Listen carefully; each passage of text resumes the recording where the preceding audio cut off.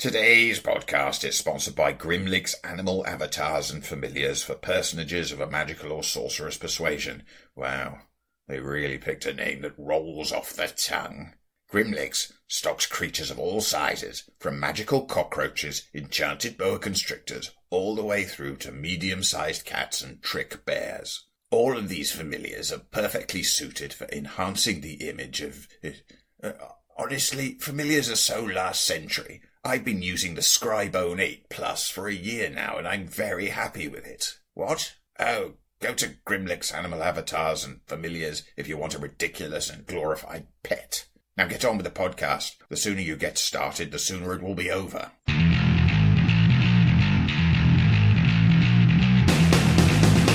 Hello, and welcome to Morris's unofficial tabletop RPG talk. I am Morrus, aka Russ, or Russ, aka Morrus, and with me is my eccentric yet wealthy compatriot. Hello, it's Peter Coffey from the Southampton Guild of Roleplayers, calling in live from Sanya in Hainan, which is in China. See, said he was wealthy. I know. Marry a rich woman, Russ. Marry a rich woman. It's the way forward, I assure you. So what are you doing in China? Well, currently I'm on a sort of beach holiday in this charming, fairly large island, which is off the south coast of China. If you hit Vietnam and then go east, then you'll hit Hainan, which is like not on the mainland, but it's still very much China. So, yeah. I did see some of the pictures you posted on Facebook earlier. Yeah. And it does look really nice. It is really quite nice. We're still in like sort of typhoon season, so like but that means there's a bit of rain and some, like, the occasional gusts of wind. And you know what?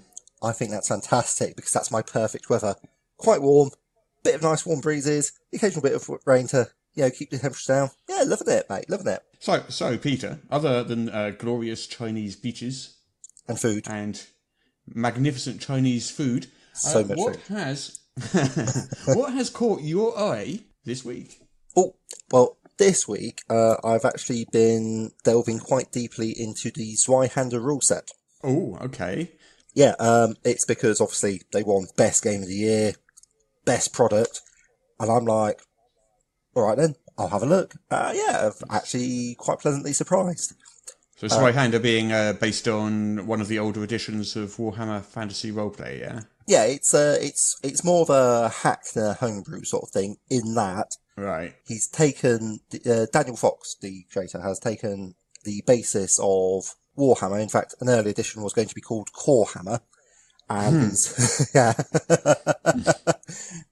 Because like the old Warhammer Fantasy Roleplay, or Rough-Rup, as it's limits know it, was very good in many respects, because I think I said on an earlier podcast I'd never played it. Not actually true. My friend Gemma actually ran it for me, and that was pretty sweet. It's quite interesting. It's a percentile-based system, and it's based on sort of a class progression rather than like I say class, it's more of a career progression. The difference being, say, a class progression would be like D&D.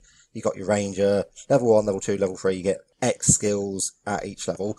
Whereas a career progression, you sort of have a career and you buy skills within that career. So as you play over time, there's incremental advances rather than just like one big, step change, bam. Yeah, it's sounds similar to something that I've worked on. Well, yeah. It does bear a very, very good resemblance to What's Old is New, but obviously you use the D6 dice pool system with the level being the cap, which is, as I say, one of the things I admire about But I will say that early Woof was an influence. Yeah, so it's not an accident. It's it wasn't, as was Traveller and stuff like that, which also uses a career system. I just really like career systems. Zweihander caught my eye. I have been enjoying reading it. Looking forward to thinking about running a game in it. Okay then. What's got your eye? Ooh, well, conventions have caught my eye, Peter. Conventions? Not just a convention, but conventions plural. Interesting. So. What are we talking about? Like fork in the left hand, knife in the right? You're eschewing this? Yes, that is exactly what I... sort of the convention season is kind of coming to a close now. The games convention season is coming to a close. Okay. There's only sort of the big ones. There's only sort of Essen Spiel left, I think. But we've had UK Games Expo, we've had Gen Con, we've had Origins. All of these conventions so far this year have reported record-breaking attendance again, which they did last year and the year before. Interesting.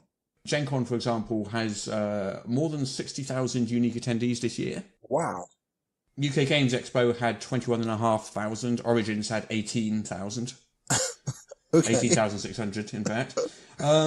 Essen Spiel hasn't happened yet, so we don't know. No. We don't know what that is going to be. But But I Essen assume Spiel they're is gonna pretty damn big.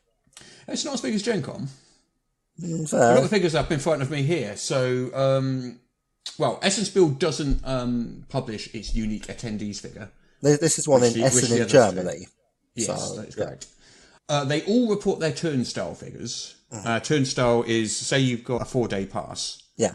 and over those 4 days you walk into the exhibit hall 10 times. They count you 10 times. Yeah. So yeah. it's more a measure of footfall rather than unique attendees. Yeah. And all of them except for Essen report unique attendees. I don't know why Essen misses that information out. Maybe they don't collect it. I don't know. They must just know have how many ticket badges sales. they've sold. Yeah. Exactly. That's what that measures. So basically, in order, as of this year, because it positions 3 and 4, UK Games Expo and Origins, they tend to leapfrog each other each time. Yeah.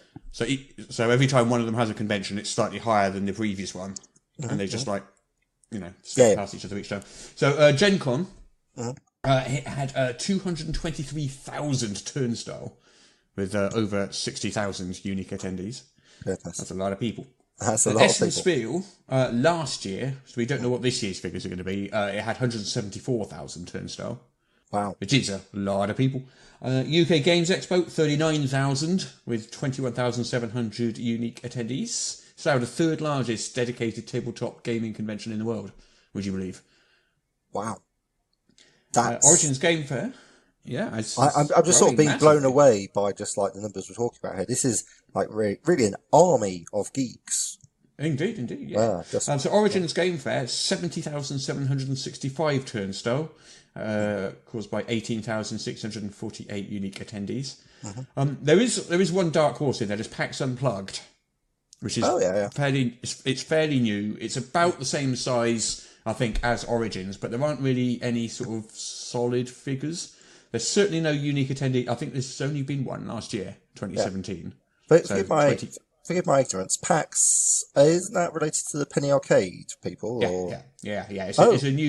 It's a new convention they've started dedicated to sort of tabletop gaming as opposed to video games and stuff. Which, because like the PAX East and the PAX West and all that sort of stuff, they've got a big heavy video game presence. So PAX Unplugged is their new tabletop gaming one. Started last year. With a turnstile of 45,000. So, about the same sort of region as UK Games Expo, Origins Game Fair, but no reported unique attendees. Yeah. That's what I spotted this week. Lots and lots and lots more people attending conventions. I just wanted to drop in a quick note about the size of some other conventions that are not tabletop gaming related. Because I imagine some listeners will be saying, hey, what about this convention? What about that convention? So those are the largest dedicated tabletop gaming conventions, but also if you start talking about other types of conventions like Luca Comic and Games in Italy, that has like 500,000 attendees. Comic Con has about 200,000. The sort of non-tabletop specific ones dwarf like even Gen Con. Well, shall we do the news? Yes, let's. Oh, hang on, there's somebody at the door. I will just be a second. That means I also have to go via the Great Hound. Godspeed. Godspeed, Mr. Morrissey. Godspeed. I shall return shortly. I have a package, and I wouldn't normally do this right here, but we're going to do an unboxing. Yes, it says FedEx on it. But it also says Wizards of the Coast. Sorry. I don't know what this Screening intensifies. What's in the box, Gus? We have a bubble wrap. What? Wow, look at that. Can you see that on the... Adventures Outlined. Yeah, illustrations by Todd James, Dungeons and Dragons, colouring book. Wow. Is it a colouring book? It is a colouring book. Look at that. Wow. Oh, I can't see that properly, but rest assured, My jealousy is suitably peaked. Oh, should we have a quick look at it then, since it's literally just arrived live. Ooh. He's not getting a lot more topical than this, to be fair. This is pretty topical, isn't it? You're Yeah. welcome, Wizards. We're happy to have a look. Yeah. So what have we got? We got a square colouring book. I don't know how many pages that has, but it's sort of... We could weigh it. to work out how many pages it has. That is so tempting. Because that is the easiest way to determine how many pages a book has. Of course, it's one of the things, like, you weigh books to determine how many pages they have, and you lick them in order to absorb the role-play knowledge contained therein. That is how you use books. So there's no page numbers here, so I don't actually know how many pages this is. How thick is it? About? That thick? I don't know. About a centimetre? Less than that. Yeah. So let me pull out. Have I got a ruler? I have a ruler.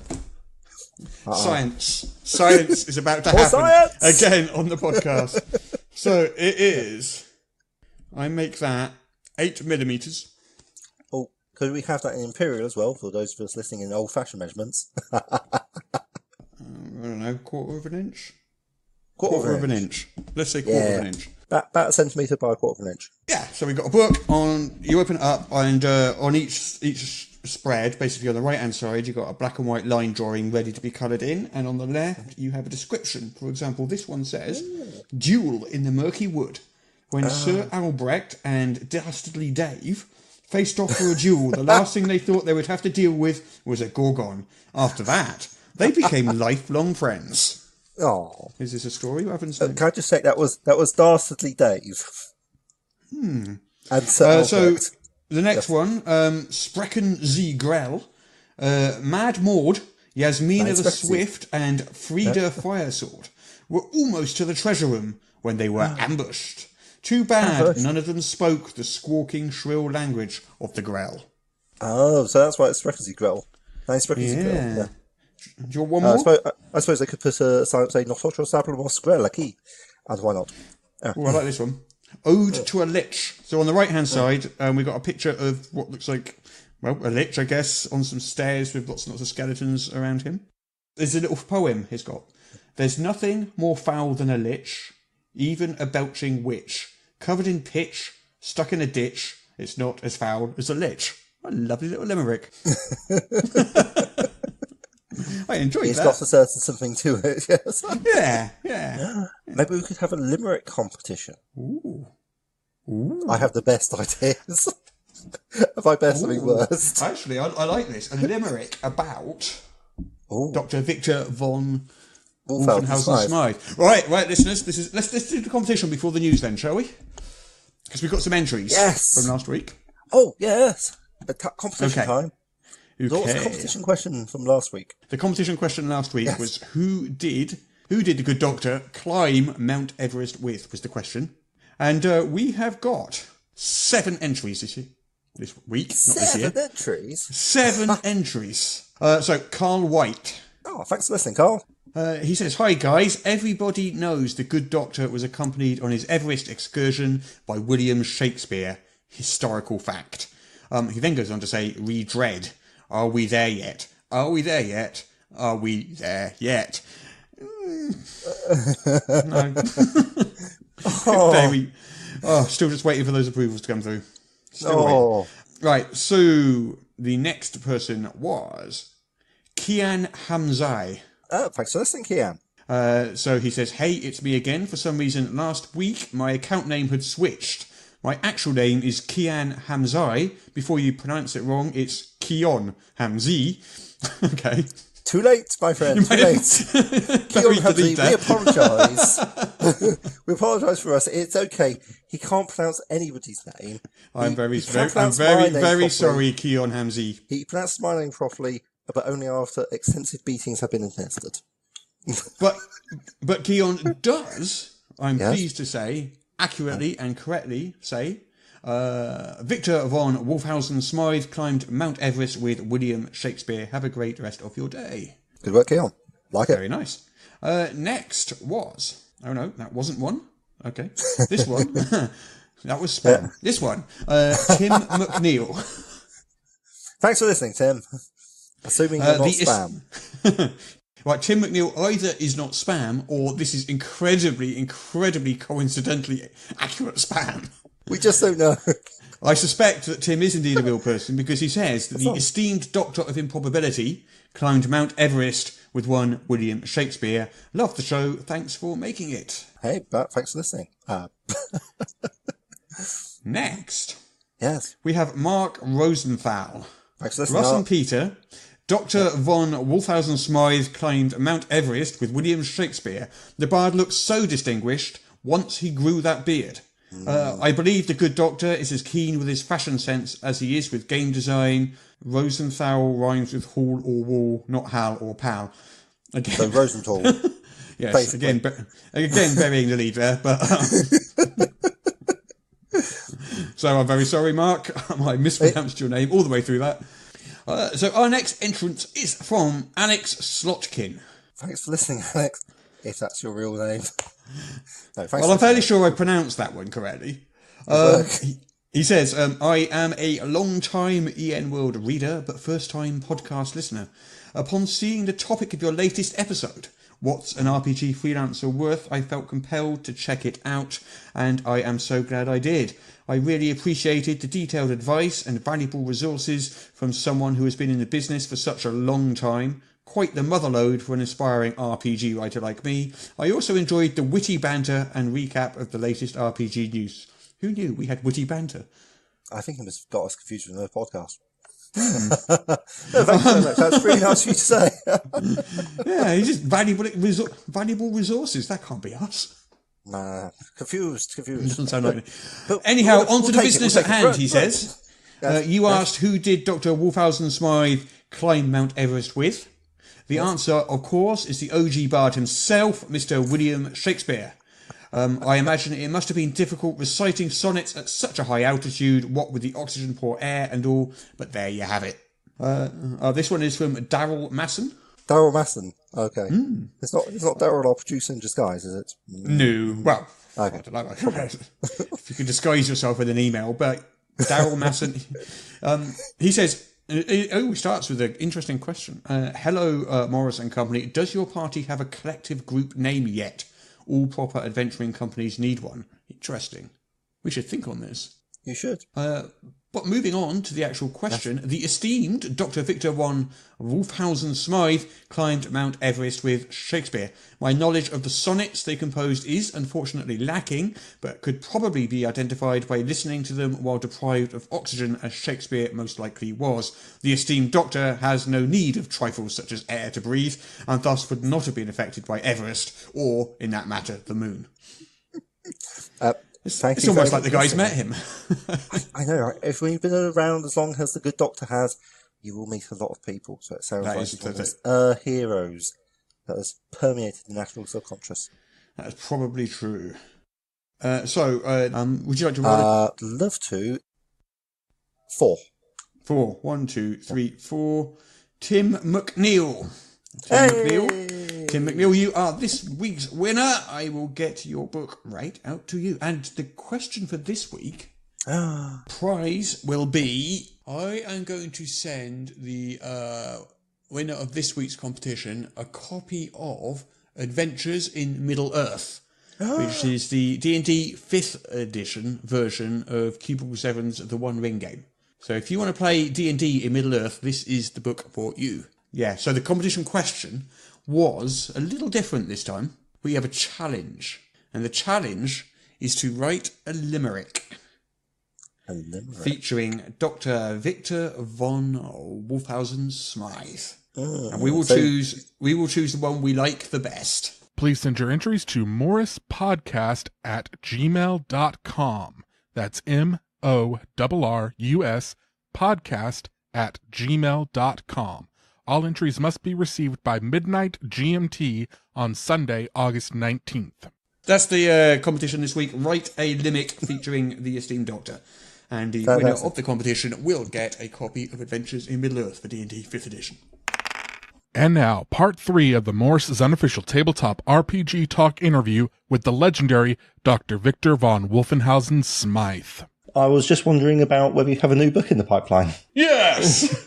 My memoir. Your memoir, yes, the 15th memoir. Yes. And what highlights are you going to include in it? Obviously, the trip to the moon, which is very exciting. Yes. And you've got a trip. I think you did some work on a submersible exhibition. Yes, indeed. And do you recall when I jumped the Grand Canyon on a bicycle?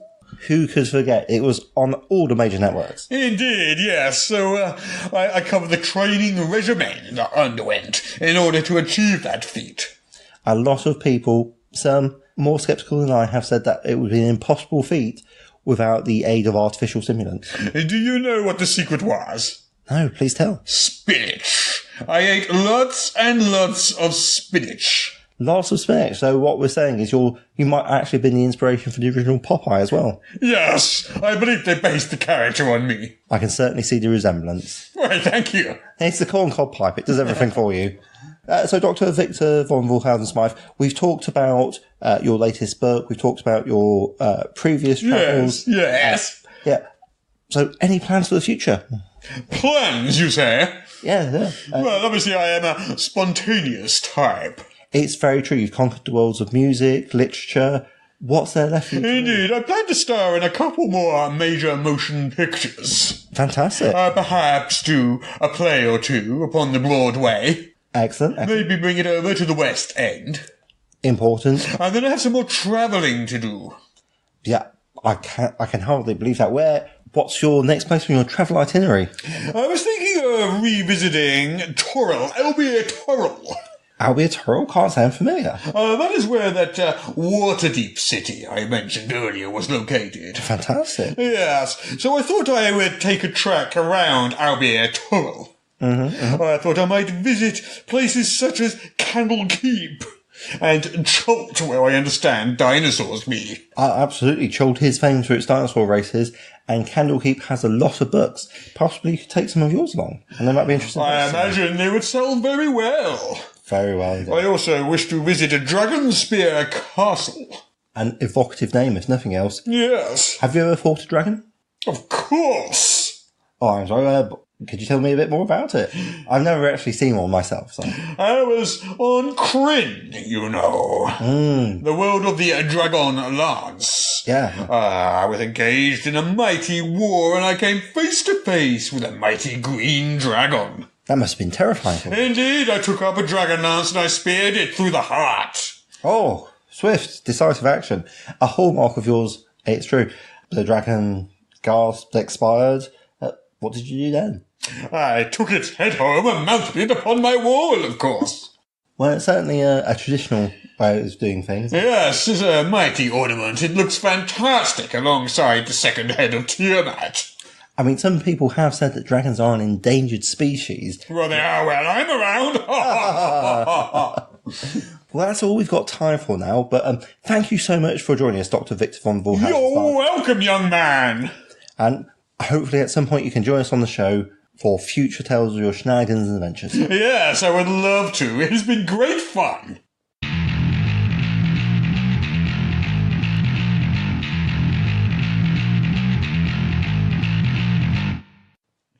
So, shall we do the news? Let's do the news, yeah. It's post-Gen Con week, so as always, news tends to slow down. Last week was quite a news-heavy week. This week, not so much. But there is news, though.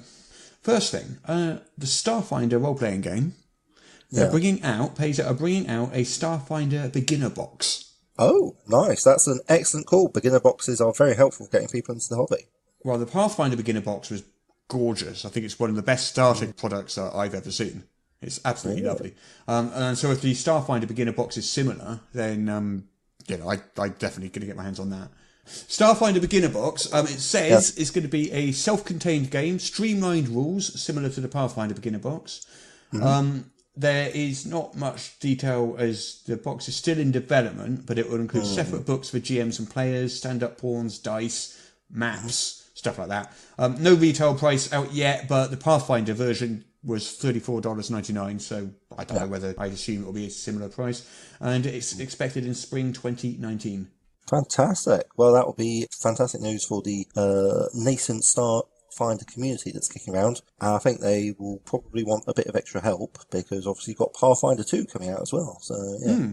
Moving on with the news, Joe Manganiello. Manganiello? Manganiello. Joe M, as we like to call him. Before you Manganiello his name.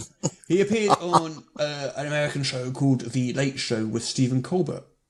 And spent pretty much like 10 minutes talking about D&D with him. Nice. He's got his clothing line coming out, doesn't he? Like, I think that's essentially why he went on, I believe, to promote that, because I've got a picture of it here, and he's there wearing his Death Saves sort of shirt. Apparently, and you can see this on YouTube, they just sat there and started talking about, D&D races and classes and adventures, and how they both prefer rolling characters 3d6 in order and stuff like that.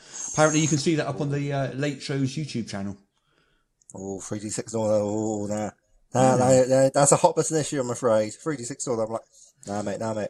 6 rolls at the start of your game should not determine the success of your everything else for the rest of the game. Just no. I think it should be I think it should just be 1 roll. You should take a d6, roll that, and that is basically how the rest of the campaign is going to go for you, with no deviations. I didn't realise you were such a Blades in the Dark fan.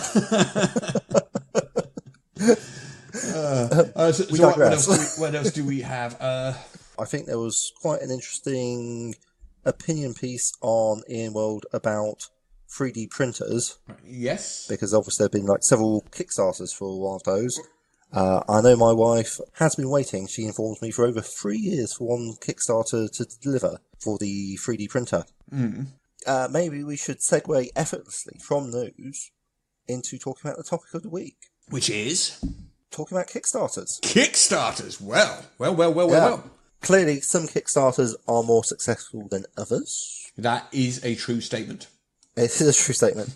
What can we say about Kickstarters? I have only been involved from the consumer end. Do you remember last week, or was it the week before, where I mentioned the tabletop gaming Kickstarters in the first half of 2018 made up 30% of everything that Kickstarter did, dollar-wise? Yeah, it's ludicrous. It's There's massive, so many of them. Massive. I mean, a lot of that is board games rather than role-playing games, because board games and miniatures both do really well. Role-playing games do well, but not in the same league generally as board games do. There's a lot of RPG Kickstarters out there, but for me personally, I found the lengths of time that it can take to get one out. There are some by very reputable companies that took so long it became something of a standing change. It does vary a lot, and it is a bit hit or miss on that. I mean, I definitely have backed some Kickstarters that have taken years to fulfill. Others I've backed and they fulfilled within 2 months. So But I think you actually use Kickstarter as a way to generate pre-orders, because you only announce a Kickstarter when you literally have the product in your hands. As I recall. Me, you mean? Yeah. That's how I do.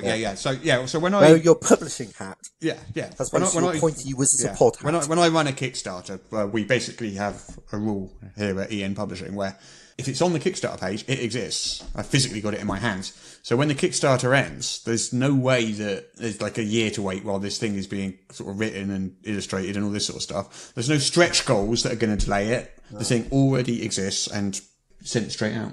I find it a little bit exciting myself, because I sort of like these sort of you buying into sort of the vaporware where you say, sure, and definitely there's an element, if you do it like that, you lose out on the excitement of the stretch goal thing, and you definitely lose out possibly on potential pledges and money and stuff like that. But it swings and roundabouts. You do get to fulfill your Kickstarter quickly and move on, rather than promises. Yeah, rather than having this thing sort of dragging on for months or sometimes years in some cases. So, I definitely hanging over your head. I've got a list here of the largest RPG Kickstarters. Mm-hmm. So these are RPGs. So this is not board games. It is not miniatures. It's not accessories. It's actual RPGs or RPG supplements. Nice. I was just looking at it, and I was just looking at how many have exceeded a $500,000 mark. So we've got 1, 2, 3, 4, 5, 6, 7, 8, 9, 10 Kickstarters for RPGs have exceeded $500,000. So we're talking about $5 million worth of Kickstarter for these 10 RPGs, basically. Over. Well, actually, considerably more, because the top one did 2.1 million on its own. That was Strongholds and Streaming by Matt Colville, and the second one by John Wick, 7th Sea Second Edition, did $1.3 million on its own. So, that's $3.5 million just there in the top two. Wow. Numenera 2, Discovery and Destiny did 845,000, so that's approaching the $1 million. Deluxe Exalted 3rd Edition, 684,000. I'll put my hands up to that Deluxe one. Mage The Ascension, 672,000. Monty Cook Games Invisible Sun, 664,000. That was one expensive Kickstarter. Do you remember that one? The big box. No, I never even saw it. Oh, now this is. I mean, I couldn't afford to back this for myself. So basically, the lowest pledge level, the smallest pledge, was $197. That was the smallest pledge.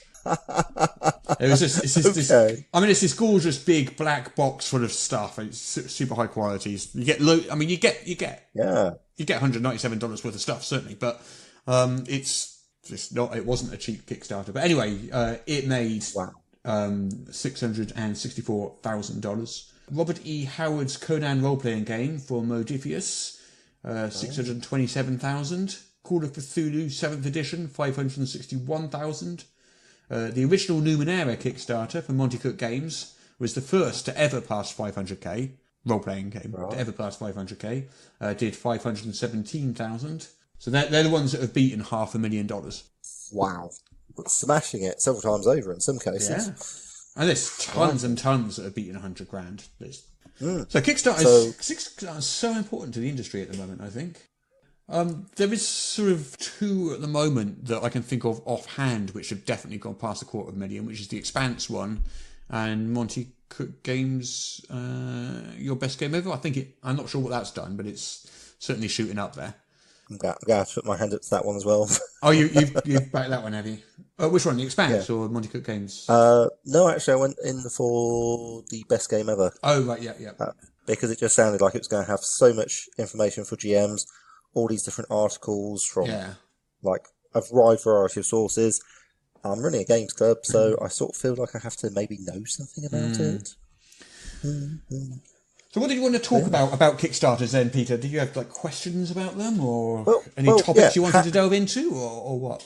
Yeah, how do you run a Kickstarter? I mean, obviously you can, do you just sign up and you're good to go? What makes a good Kickstarter? A sprinkle of magic fairy dust, a little tap dance, and a la.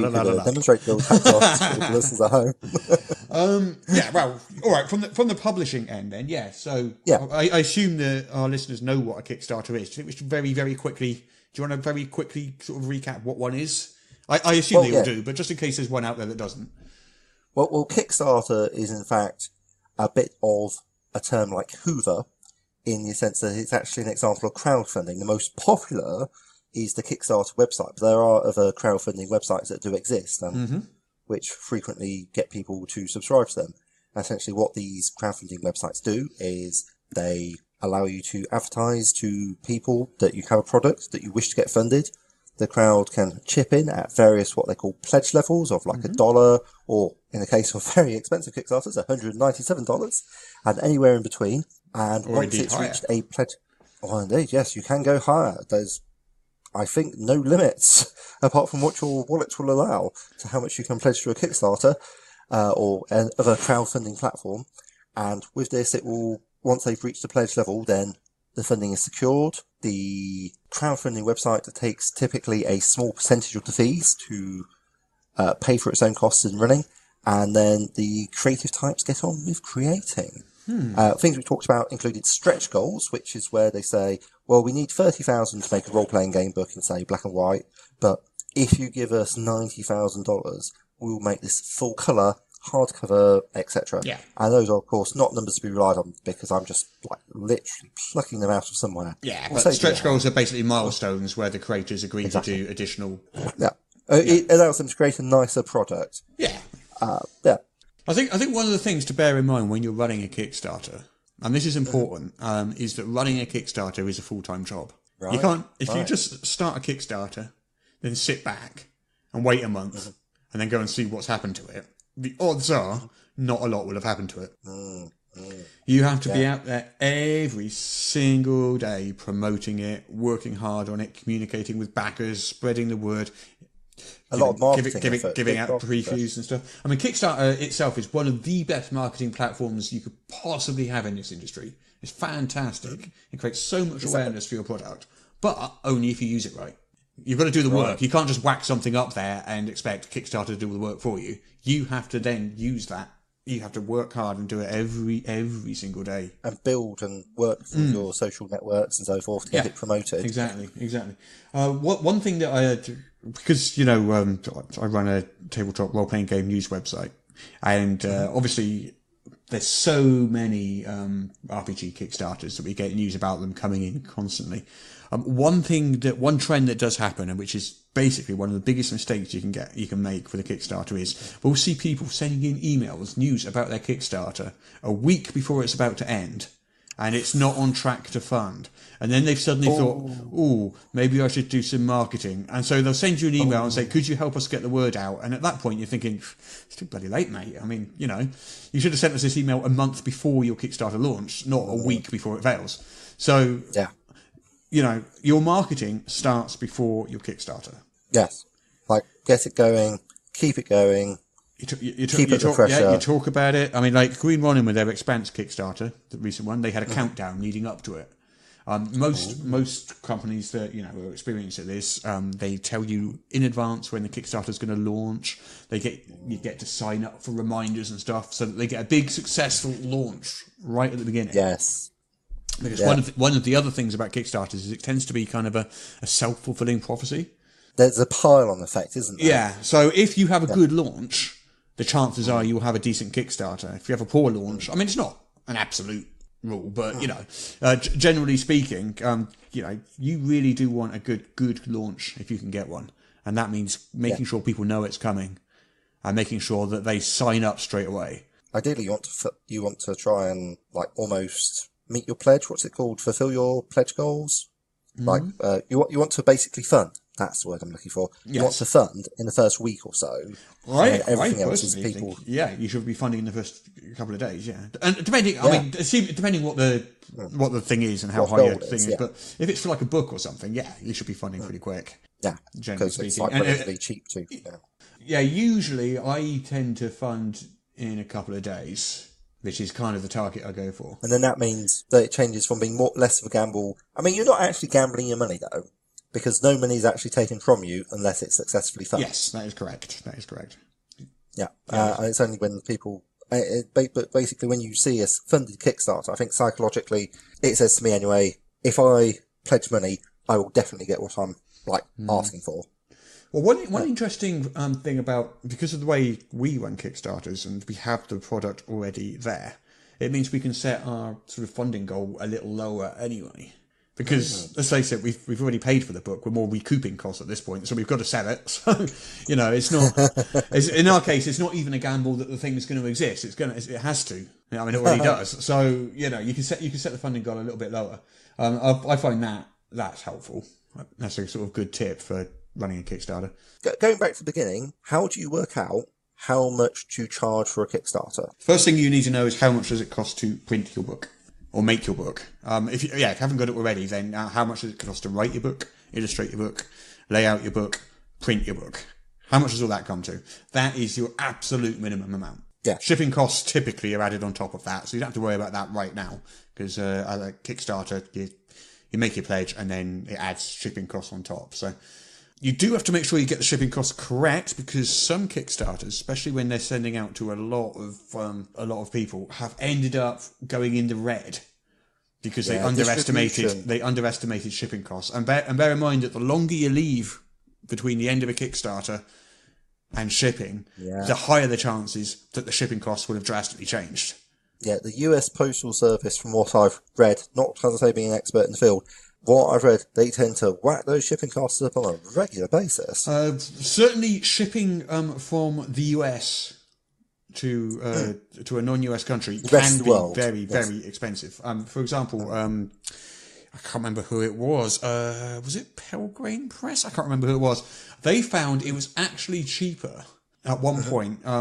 Rather than shipping from the US to Canada, Yeah. It was cheaper to ship from the US, a pallet from the US to the UK, and then ship the books out to Canada.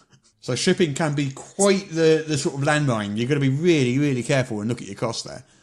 And you've got no control over that whatsoever. I mean, Kickstarter backers will complain about shipping costs. There's nothing you can do about it. You've got no control over it. Yeah, shipping costs, that's a major issue that you have to consider, has all the other costs, because we talked about in our previous podcast on how much is an RPG freelancer worth, and essentially has a new publisher. That's what I'll be looking at. I'll be looking at, I've got to pay for this many words and this many illustrations. So, and obviously soft cover versus hard cover, there's different sorts of binding to consider as well. So what should I go for? Should I go for like the product of my dreams, like the full hardback, full colour, all bells, all singing bells embossed thing, or should I try for something a bit less ambitious first? Yeah, I mean, it's because it's a Kickstarter. In theory, you set the goals correctly so that you only fund if you raise the money to achieve that particular goal. So you can be as ambitious as you like. I mean, you want to get your sort of print quotes from your various printers. Go for the best print quote you can get. A lot of people just go print on demand, which is a very easy and convenient way to do it. So essentially you'll end up just like uploading a spreadsheet of backers to Drive Through RPG and then just sending them all out en masse and making one payment. But the disadvantage with that is while it's very easy, very convenient, you don't have to basically ship or warehouse anything yourself. That's all nice and easy. It does cost a lot more. So really? So a print quote for a sort of a main sort of offset printer is going to be a fraction of the price of a print on demand book. And the more you order, the cheaper and cheaper and cheaper those print quotes get. Right. So if you've got like 10,000 copies of a book, then print on demand probably not the way you want to go. Yeah. So for example, you've got 10,000 copies of a book. Print on demand, you might be paying sort of like $10 per book to print it. Whereas with a sort of like offset printer in, I don't know, Lithuania or somewhere, I don't know where, you might be paying $2. Right. Makes a massive difference. That is a big difference. But that does mean you have to order 10,000 books. You have to store 10,000 books, and you have to ship 10,000 books. Right. Interesting. Which otherwise you wouldn't have to do. It depends on. I mean, with your Kickstarters, have you found that PDF or actual hard copies of the books are more popular? It's hard to say because PDFs, obviously, they always get a lot of people at that tier because usually it's a much cheaper tier. It's usually like $10 or something, maybe $20, but it's usually a much cheaper tier, and people are a lot more willing to just like dip their toe in and just like $10, why not? Let's give it a shot. It looks quite nice. And when you get up to sort of higher sort of pleasure levels, you're sort of talking like $50 or $60 for a book. People, especially if they're doing that is what it costs. Well, especially if they're fulfilling via print on demand or something like that, it can cost an awful lot to produce a book. PDF products definitely do very well. I think basically these days there's no reason not to have a print version of your product because print on demand exists. Because even if just one person backs that, then still it's print on demand, so you might as well just do it. What we haven't touched on actually at all is the initial setup. So you said to market your book is very important. So one would look at things like, I've seen that there tends to be a lot of videos involved with Kickstarters. Kickstarter says that you have an 80% more chance of funding if you have a video. That's what, from a min-maxing perspective, as good RPGers should be. Controversial, I know. So I'm not sure how they come up with that figure. I assume they basically look at all of the Kickstarters, which ones had videos, which ones hadn't, and how many have each funded. I guess is how they did that. In my experience, I don't personally think it's made a lot of difference to my Kickstarters. But I couldn't tell. I mean, some have had videos, some haven't. They've all performed similarly. But who knows? The ones without videos might have done better. Who knows? How could I possibly tell? But, it seems to be. I mean, do you watch the videos? I usually don't. No. I'm not on a Kickstarter. It's very, very rare that I watch the videos on a Kickstarter. I find that people talk, and this may come as a shock to you, far too slowly. Well, If you're not jabbering and jamming all your words together like this in some sort of a massive stream of data flow, stream of consciousness, jibber-jabber thought, it's all just a bit slow for me, really. Oh, yeah, talking... that's why I like things like zero punctuation. There's a man who talks like this. Talking on camera or on microphone is really, really hard to do. I don't see no reason not to believe them, so maybe we're outliers and we don't watch them, but clearly some people do. So, yeah, do it. Do a video. Why not? We've talked about getting the Kickstarter set up, and I assume that's just a matter of going on the website and uploading files. Yeah, so you go onto Kickstarter, you start a new campaign, you upload a header image for it, you give it a title, you give it a tagline, you type in a great big section, which is the About section, which most people tend to sort of put some graphics in and some nice fancy headers they've had made up, and, you know, they show a preview of the book in there, a description of it, some information, stuff like that, some links. I mean, the more effort you put in there... Absolutely. Yeah, that the more confidence you're building in people. That pays dividend. Well, if it's not even just 2 paragraphs, you got typos. It's not even just that. That's all people see. That's literally all people see. If that is your product right there. Yeah, that is your product right there on the Kickstarter page. That page has to be as perfect as you can make it, because that is what they're going to look at and decide based on that in front of them. Yeah. And the chances are they probably might not click through to other links or watch videos or do any further research. It's going to be what's in front of them is going to make them decide whether or not to press that button and make a pledge. Yeah, essentially, like if you're not wowing them on that page, get back. So you're going to make your page look professional, well done. Don't have typos on your page. Don't ramble. Be concise. Make sure some people have looked at it before you launch and, you know, giving you their opinion. Things like that. So once you've done all that, you set the pledge levels and the rewards, which you've correctly calculated out beforehand using some, you know, spreadsheet or something like that. You've done all your pricing. Yeah. And you know how much your unit cost is. Although, obviously, that will depend on how many things you do. So, I guess there's a certain amount of guesswork there. Yeah. Well, obviously, about how many obviously that's assuming you're producing the entire project from scratch rather than having it already. So you're also paying for the writing. You're paying to create the product from scratch. So writing, art, stuff like that. Or in the case of the way we do it, we've already basically paid for it and we're recouping the money instead. Yeah. You also have to pay for your in-world products are guaranteed. Yeah. Yeah. You also have to, you know, pay for your time as well. Running a Kickstarter is a full-time job and you deserve to get paid for it. Otherwise, why are you doing this? Good point. Good point. So you don't want it to be free. You're paying for your time too. So you come up with your pledge levels, you put those in. You fill in a little sort of risks and challenges section at the end, which Kickstarter insists you fill out. And usually you just say, oh, the challenges might be, I don't know, a meteor might hit the Earth and I might not be able to deliver or something. I don't know. You just sort of acknowledge what... You're supposed to just acknowledge what risks or challenges there might be in sort of creating this thing. Yeah. But it allows people to make an educated guess. Like if you say, well, I've never actually created or written a book before. I never worked with a publisher and I'll be building a team together. Then you're sort of like putting your excuse at front. You might not fund, but if you do fund, people will not be able to turn around and say, well, you know, where's my book? 6 months after things, because you're like, well, I said here, it's going to take some time to come out. Well, that's where when you set the rewards, you set an estimated delivery date. So one thing with Kickstarter is you have got to be so clear on when you intend to deliver, and you've got to communicate with your backers, because that is the thing which makes people angry more than anything else. People don't mind waiting for something, usually, if they know that it's being done, how long they have to wait, and you're communicating with them. It's when, you know, it's when those Kickstarters that they just go quiet, or they just keep on going, it's coming soon, or it'll be next month and it isn't, sort of thing. So that's the thing that drives people nuts. Okay, so you've done your Kickstarter. There are different sorts now. I heard talk of a short Kickstarter. Quick starter, they call it. Quick starter. So I came up with this. I came up with this idea ages and ages and ages ago. I was talking to Monty Cook about it at UK Games Expo about 2 or 3 years ago. We were discussing the idea of like how a sort of super quick 7-day Kickstarter would work.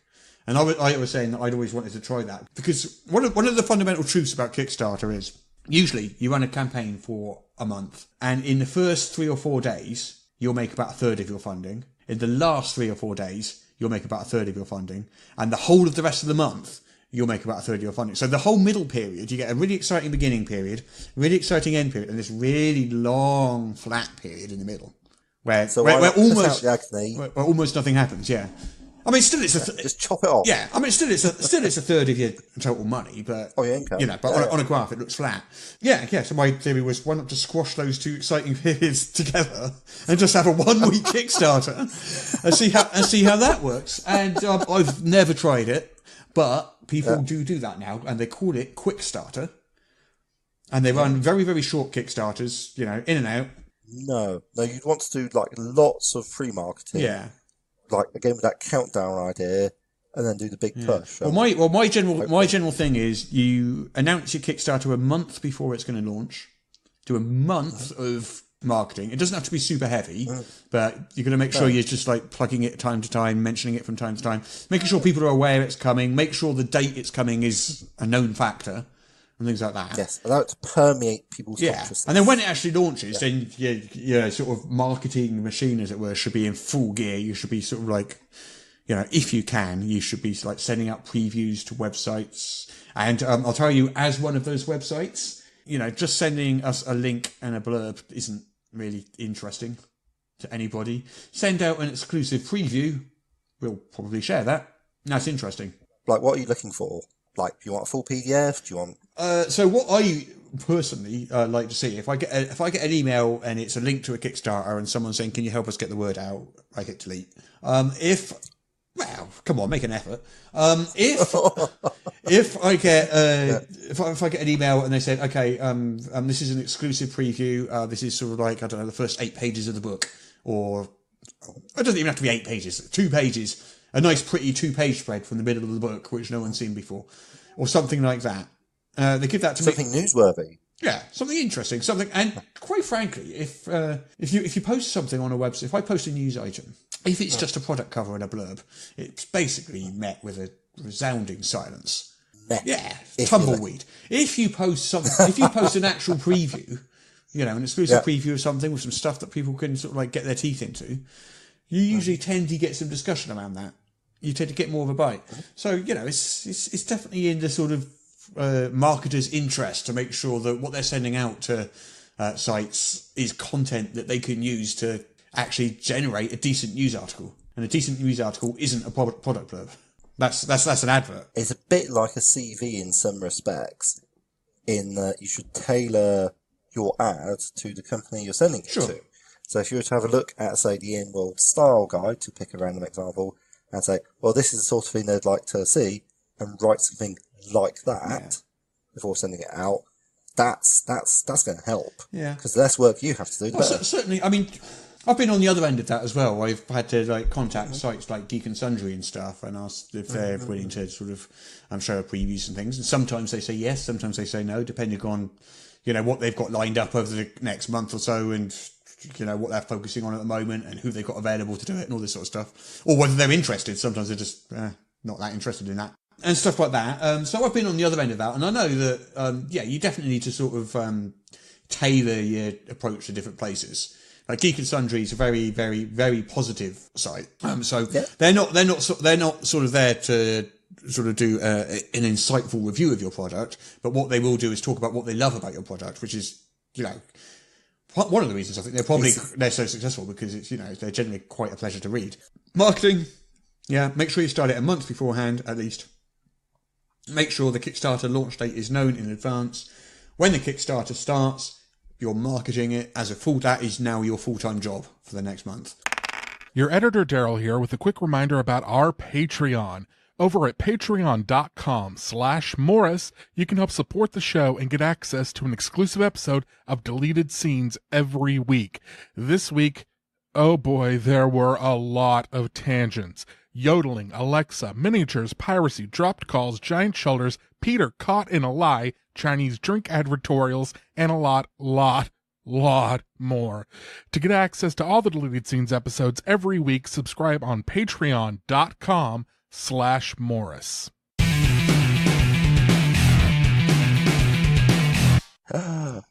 Russ. Yes, Peter. Is it time yet? Do you want it to be time? I want it to be time. You want it to be time. We've been talking about Kickstarters for ages. Well, let's play our favourite game in all the world. Hey! What's our favourite game in all the world called? Is it called Guess the Kickstarter now? Guess the Kickstarter from just the name and nothing else. Of course. Guess the Kickstarter from just the name and nothing else. Eventually I'll get that right. Round about the time I start calling this podcast by its proper name of Morris's Unofficial Tabletop RPG Talk. Correct. You got that right. Next week I'll be yodeling it. Please. Yodel it. Please. I want this now more than I want anything else in the world. Morrus's unofficial role-playing game tabletop talk. Oh, Got that wrong. on second thoughts, let's not do that. It's a silly thing. Yeah, it's a silly place. Let us never return. That has to be kept in the podcast. Dungeon Delve, number 2, Dungeons of the Dread Worm. I'm going to go out on a limb here and say this isn't the latest romantic cyberpunk role-playing game that I had been sort of hoping for. What was the name of it again? It was Dungeon Delve. Dungeon Delve, number 2, Yeah. Dungeons Number 2. of the Dread Worm. Okay, so... W-Y-R-M, Don't- obviously. Oh, yeah, like a proper worm, as opposed to some sort of giant purple thing. So, we're going to go with high fantasy, because it's Prince Purple Worm, which means, apparently low fantasy means it's like our world, but has magic in. So, high fantasy is not like our world, but with magic in. And it's part of a series, so it sounds like a set of adventures. Now, the question is, which system is it for? Because the Smart Money is on 5th Ed or Pathfinder, but I think maybe this is like not... I think maybe it's like for a different system. I don't know. I'm going to say not 5th Ed or Pathfinder. Wanting to double down on my failure. You don't want to be more specific than that, then, or you just... There are quite a lot of things that are not D&D or Pathfinder. OSR, it's not Lamentations of the Flame Princess of Shadows of the Demon Lord, pretty sure. Dungeon Delve. Is it Hackmaster, maybe?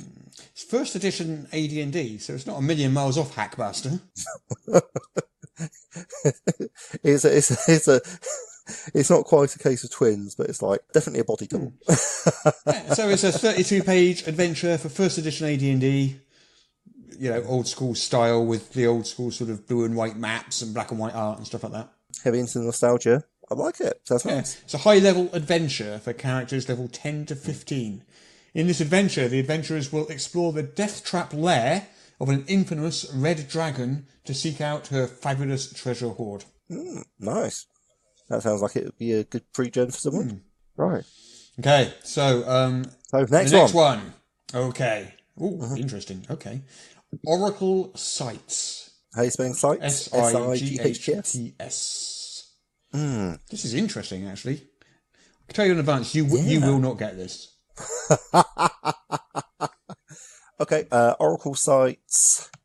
I think it is based off a game called Oracle, and I think it's a bunch of separate scenarios for the Oracle system. I don't think there is an Oracle system, but you know what? I think there is. I don't know. I'm confused.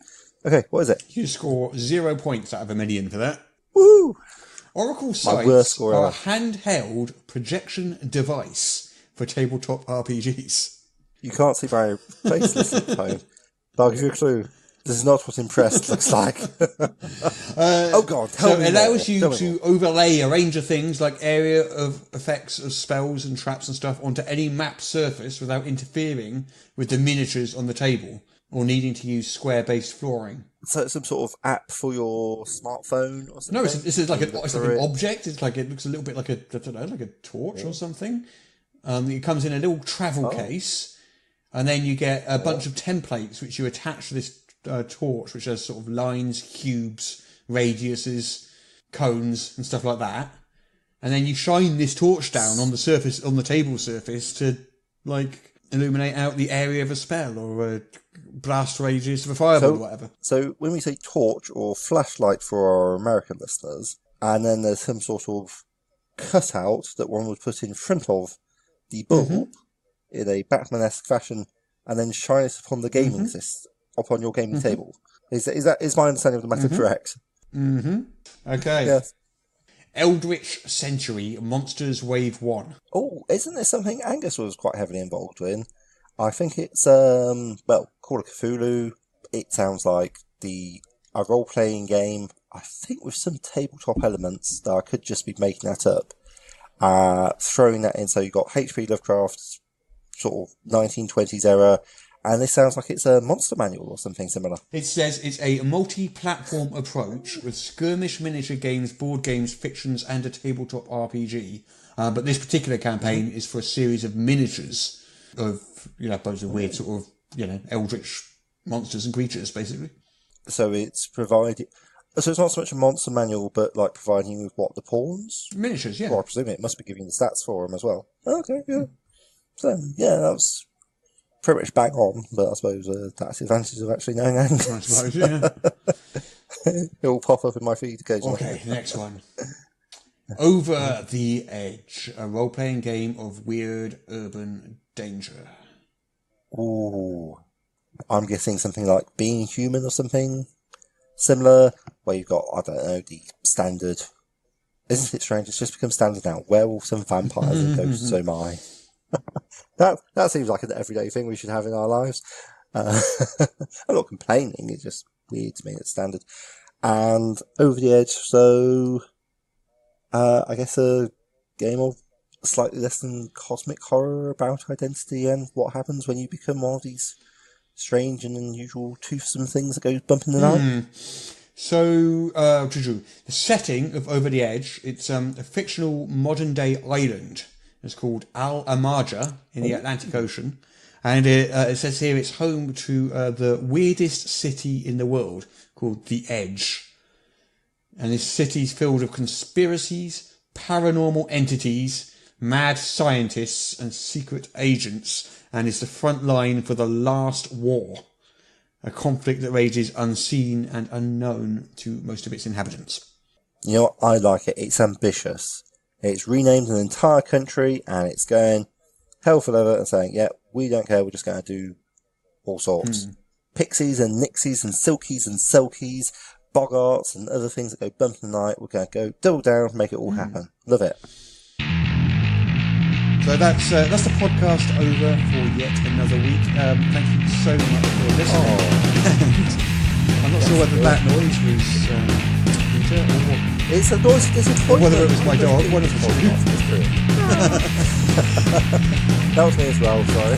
Thank you for listening, and this is goodbye from me, Russ, who you can find on Twitter at Morrus. And it's goodbye from me, Peter, who you can find at Southampton. Goodbye until next week. Bye-bye.